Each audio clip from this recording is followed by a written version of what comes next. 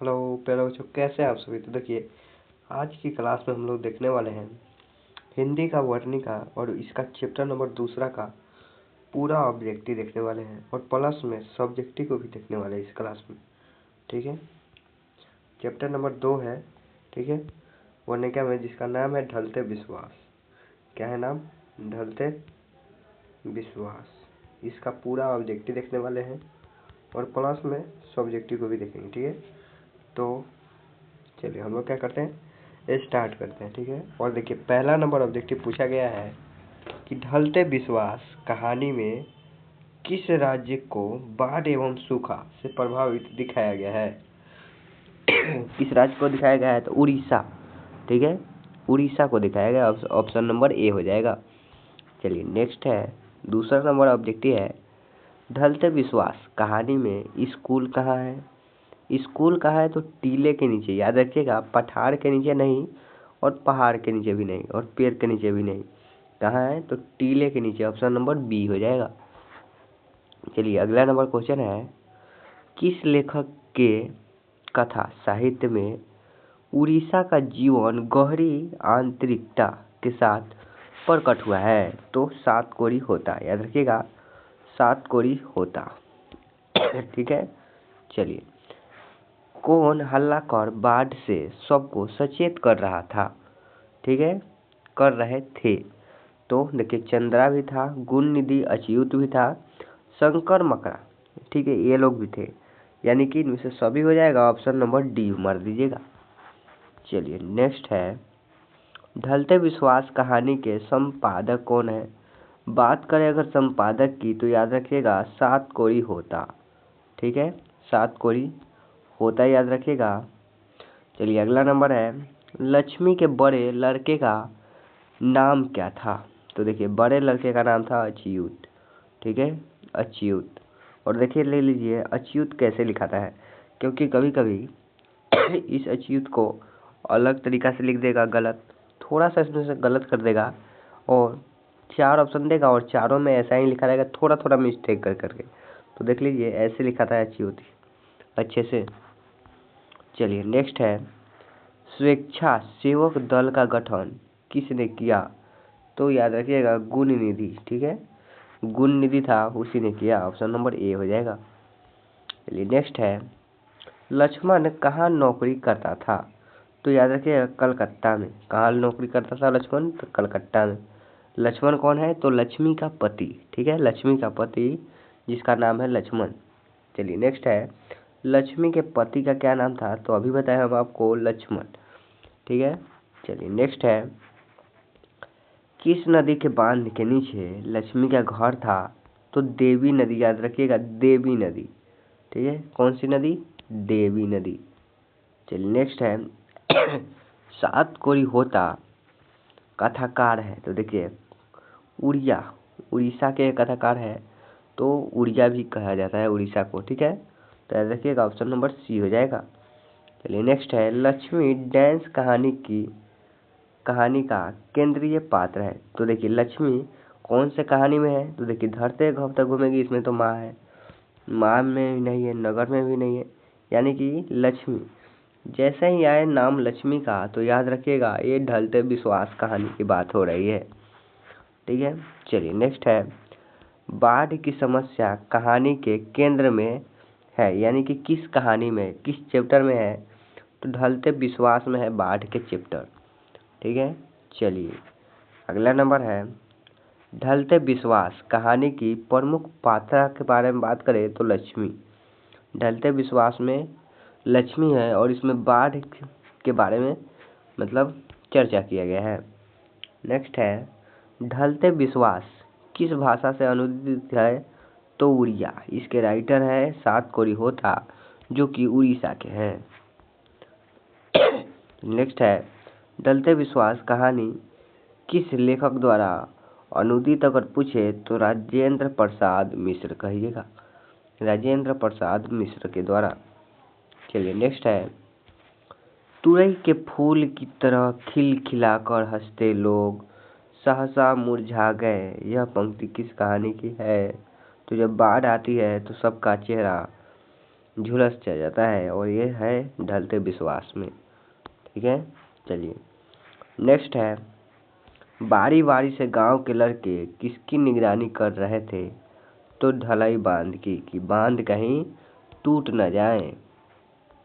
चलिए नेक्स्ट है, लक्ष्मी अपने दोनों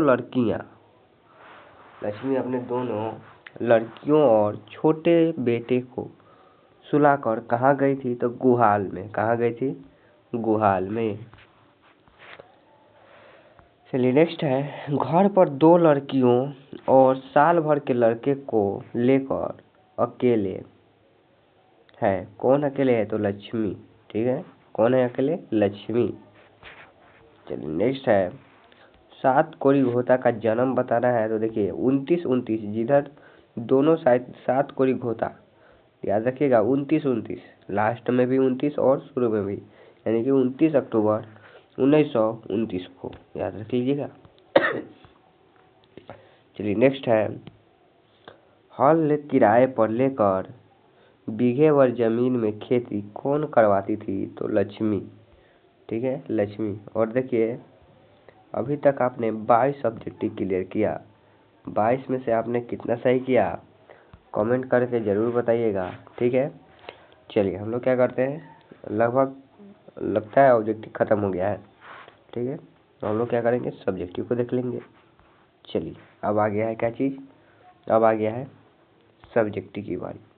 ठीक है, तो हम लोग क्या करते हैं, सब्जेक्टिव को देख लेते हैं। चलिए आइए,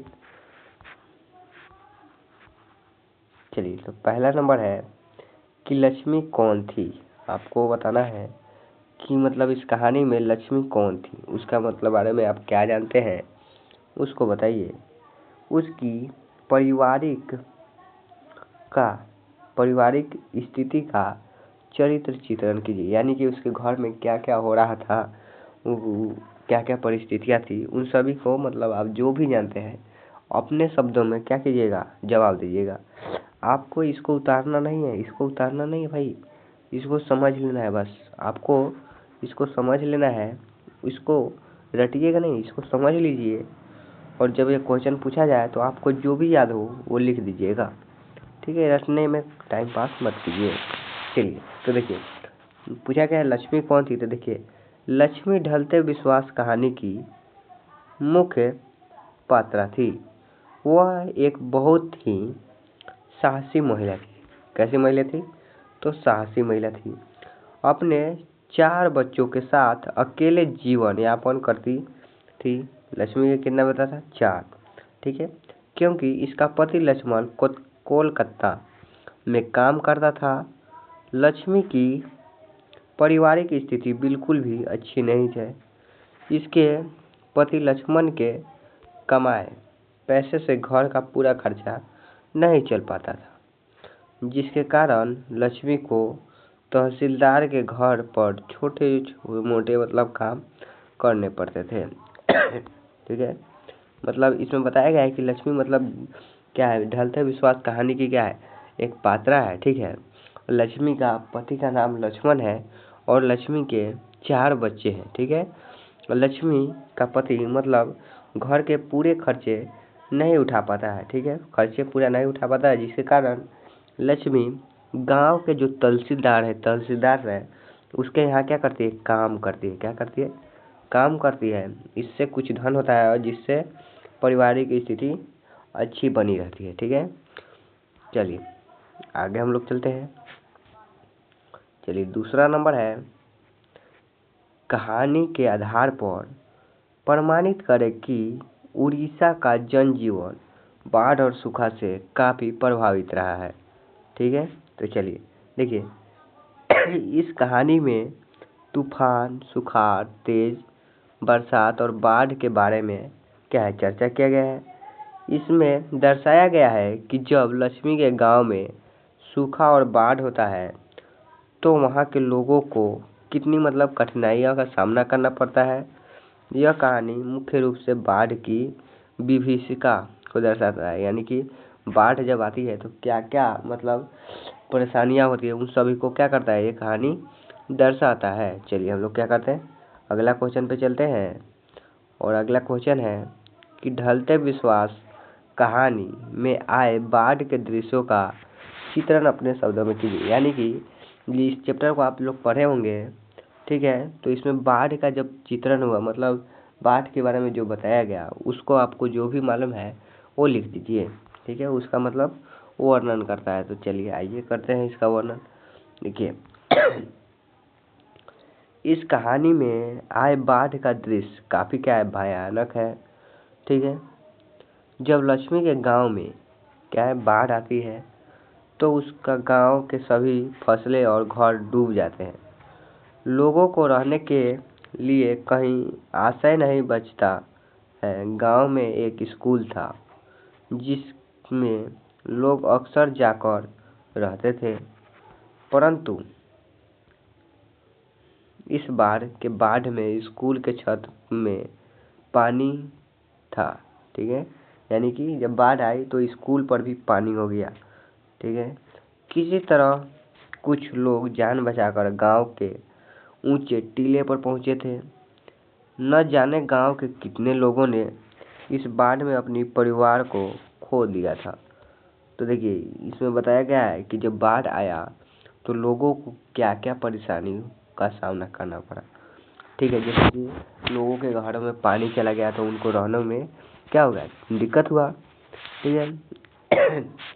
कई लोगों की जानें चली गई, माल बकरियां गाय भैंसी जो लोग थे वो सब भी बहुत सारे डूब गए, मर गए, ठीक है।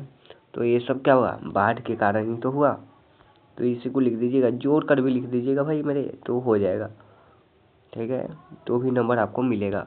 चलिए नेक्स्ट है ढलते विश्वास कहानी शीर्षक की सार्थकता पर विचार करें।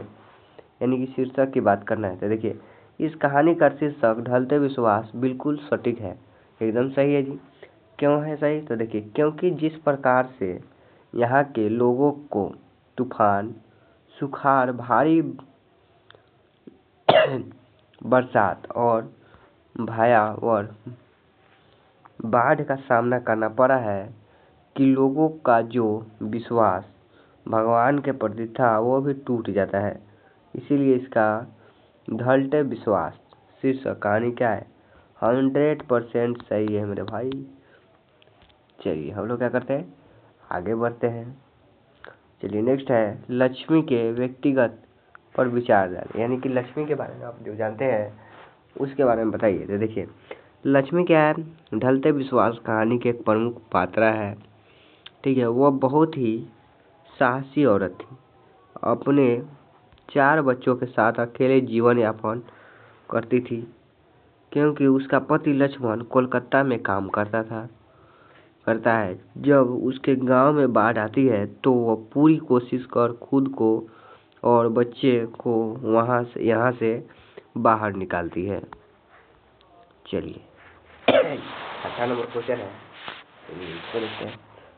कह रहा है बिहार के जनजीवन भी बाढ़ और सूखा से प्रभावित होता रहता है, ठीक है। इस संबंध में आप क्या सोचते हैं लिखिए, और मतलब अपने से आप लिखिए कि क्या सोचते हैं। तो देखिए इसमें लिखा गया है इस कहानी में उड़ीसा के जनजीवन के बारे में चर्चा की गई है, परंतु हमारे बिहार का भी स्थिति लगभग ऐसा ही है, क्योंकि कोई ऐसा वर्ष नहीं है जिसमें बिहार में सूखा और बाढ़ ना हो। सही बात है, सूखा से तो ज़्यादा क्षति नहीं होता है, परंतु बाढ़ से बिहार के लगभग आधे जिले क्या हो जाते हैं, तबाह हो जाते हैं भाई, तबाह हो जाते हैं। चलिए आगे लिखा गया है लगभग 2-3 महीने यहाँ के लोगों को बाढ़ से निपटने में लग जाते हैं, जिसका असर सीधे हमारी क्या है, अर्थव्यवस्था यानी कि कमाई पे पड़ता है, ठीक है। बाढ़ सूखा से सबसे अधिक हानि खेती को होता है। सही बात है, अभी भी बारिश हुआ और अभी भी खेती में हानि ही हो रहा है। बिहार में अधिकांश लोग कृषि पर ही निर्भर करते हैं, इसीलिए बाढ़ और सूखा हमारे बिहार के लिए क्या है, अभिशाप है, क्या है, अभिशाप है। और देखिए ये चैप्टर हो गया है खत्म, समाप्त हो गया है। नेक्स्ट हम लोग देखने वाले हैं चैप्टर नंबर 3, ठीक है। तो देखिए आप लोगों को एक क्लास कैसा लगा, ठीक है। अगर क्लास आप लोगों को अच्छा लगा हो और कुछ नॉलेज इससे मिला हो तो लाइक जरूर कीजिएगा और सब्सक्राइब, ठीक है, सब्सक्राइब भी जरूर कीजिएगा। चलिए मिलेंगे नेक्स्ट क्लास में, तब तक के लिए गुड बाय।